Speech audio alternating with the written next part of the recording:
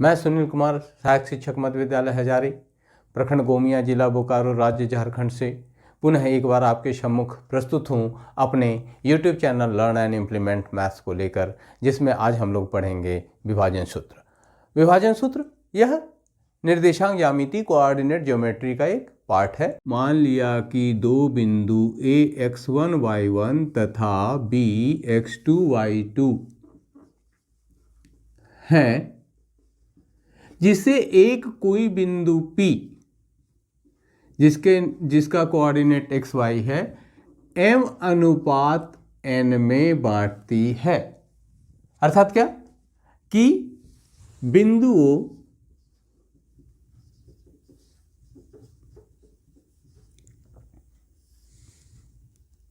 A x1 y1 तथा B x2 y2 को मिलाने वाली रेखा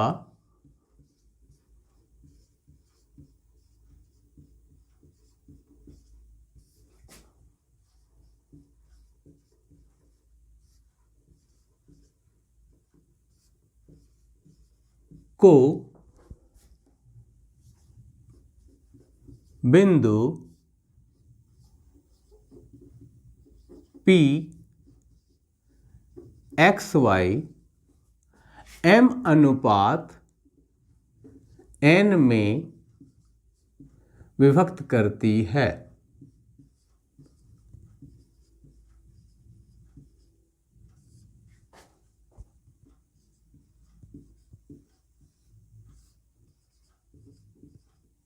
तब बिंदु P का निर्देशांक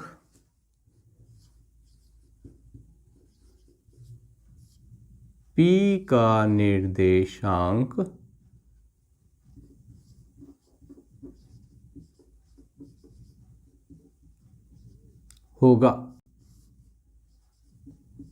क्या होगा इसको देखते हैं। देखिए यहां पर क्या है, AP इज टू PB, मतलब AP अनुपात PB बराबर M अनुपात N।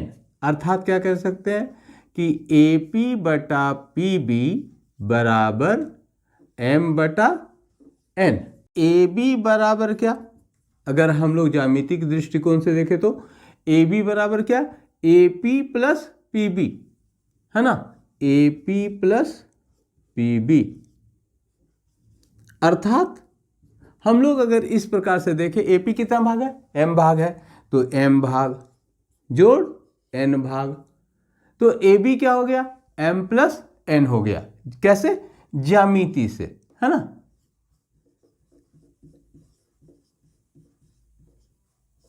ज्यामिति से क्लियर है, ज्योमेट्री से हम लोग ये देख रहे हैं ना। तो इसको याद करने का सूत्र ये है कि P का x निर्देशांक, कितने निर्देशांक है, दो निर्देशांक, x निर्देशांक और y निर्देशांक, एक दो कोऑर्डिनेट्स है। तो x निर्देशांक क्या हो जाएगा, यहां पर पहले देखिए m का मल्टीप्लिकेशन इधर और n का मल्टीप्लिकेशन इधर, तो क्या हो गया, m into x2 mx2 plus nx1 plus क्यों, क्योंकि यहां देखा आपने प्लस है ना, AB बराबर m प्लस n, तो यही चीज यहां पर लिखना है m प्लस n। ठीक है, ये कौन सा, x कोऑर्डिनेट। y कोऑर्डिनेट बस कुछ नहीं, x की जगह पर क्या रख दो, y रख दो।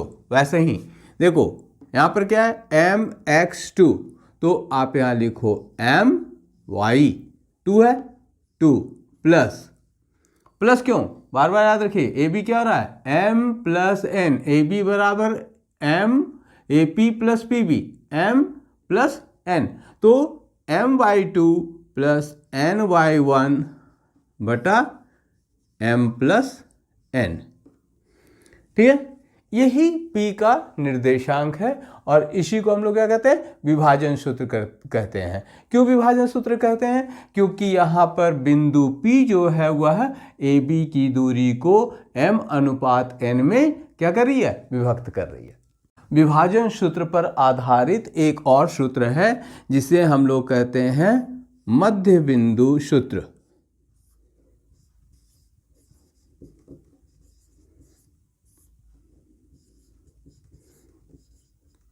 ठीक है, mid point formula, mid point formula.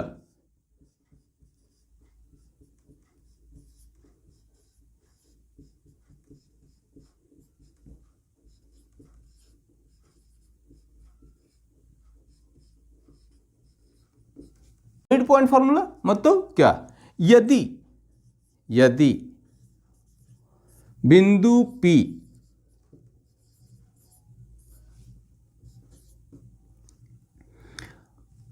बिंदुओं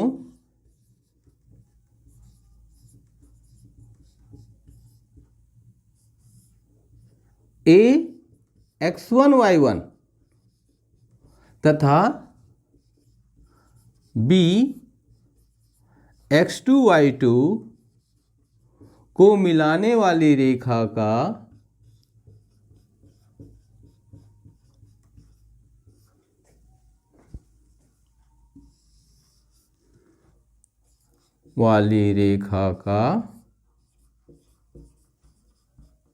मध्य बिंदु है,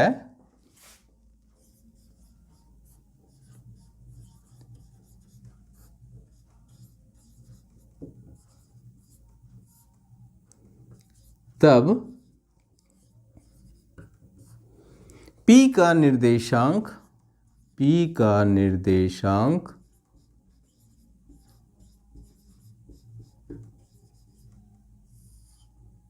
बराबर, देखिए यहां पर क्या हम लोग देख रहे हैं, मध्य बिंदु सूत्र में P क्या है, बिंदु P बिंदुओं A तथा B को मिलाने वाली रेखा का मध्य बिंदु है ना। अर्थात क्या? अर्थात AP बराबर PB, क्लियर?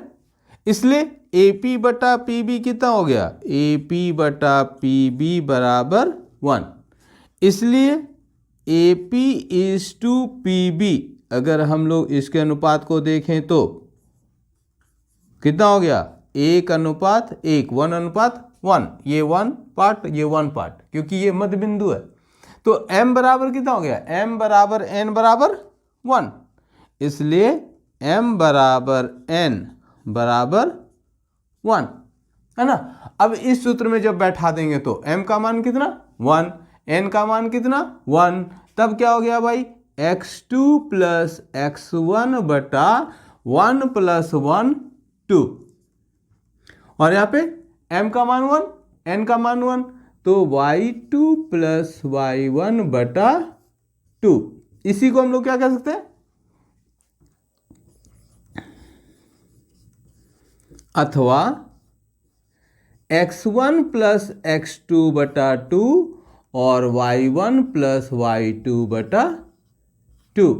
जब भी कोऑर्डिनेट्स की बात करेंगे तो दो निर्देशांक होंगे, कौन कौन, एक x निर्देशांक और दूसरा y निर्देशांक, क्लियर है। इसीलिए इस दोनों को एक साथ लिखना जरूरी होगा, अगर ये नहीं लिखते तो क्या होगा, रॉन्ग हो जाएगा, क्योंकि तब हम लोग उस बिंदु को सही रूप से कार्तीय तल में, कार्टेशियन प्लेन में निरूपित ही नहीं कर पाएंगे। इसका प्रयोग कहाँ करेंगे, इसको जानना अति आवश्यक है, तभी हम क्या कर पाएंगे, प्रश्नों को हल कर पाएंगे। चलिए अब हम लोग यह जानते हैं कि इस विभाजन सूत्र का प्रयोग कहाँ कहाँ करते हैं। पहला, दो दिए गए बिंदुओं को मिलाने वाली रेखा पर स्थित एक बिंदु का निर्देशांक ज्ञात करने के लिए क्या करना है, दो दिए गए बिंदु, देखिए मान लिया यहाँ पर दो बिंदु है हमारे पास P तथा Q, जिसका निर्देशांक हमें पहले से पता है, x1 y1 और q x2 y2। ठीक है, ये दो बिंदु क्या है, दिए हुए हैं, हमें पता है इन दोनों बिंदुओं का निर्देशांक पता है।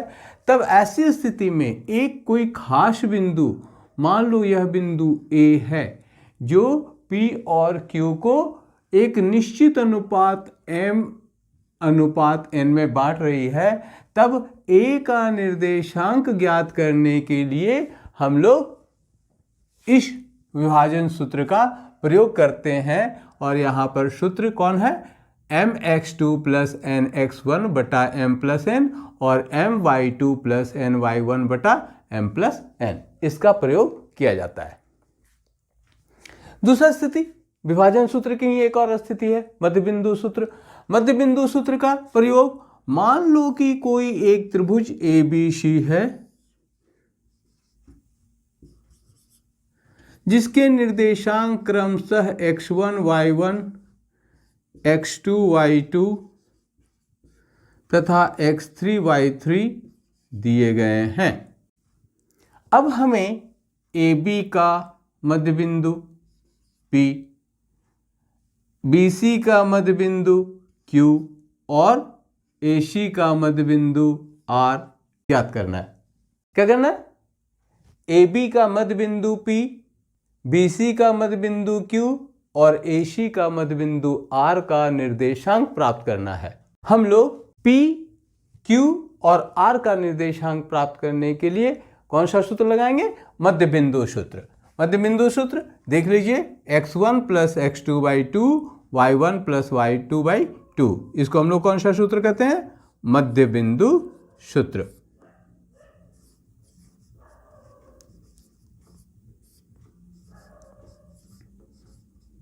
तीसरी स्थिति क्या है, हमारे पास दो बिंदुएं हैं A तथा B जिसके निर्देशांक हमें ज्ञात हैं और इन दो बिंदुओं को मिलाने वाली रेखा के ऊपर एक बिंदु P है जिसका भी निर्देशांक हमें ज्ञात है।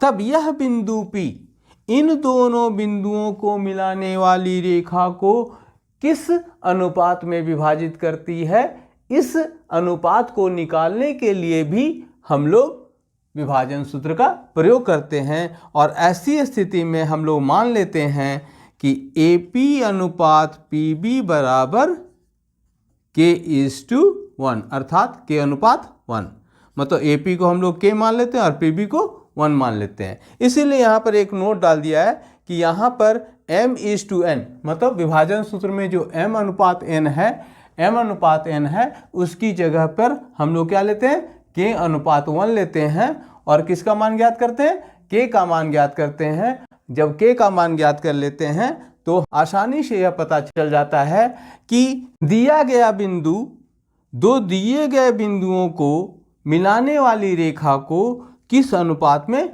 विभाजित कर रही है। क्लियर।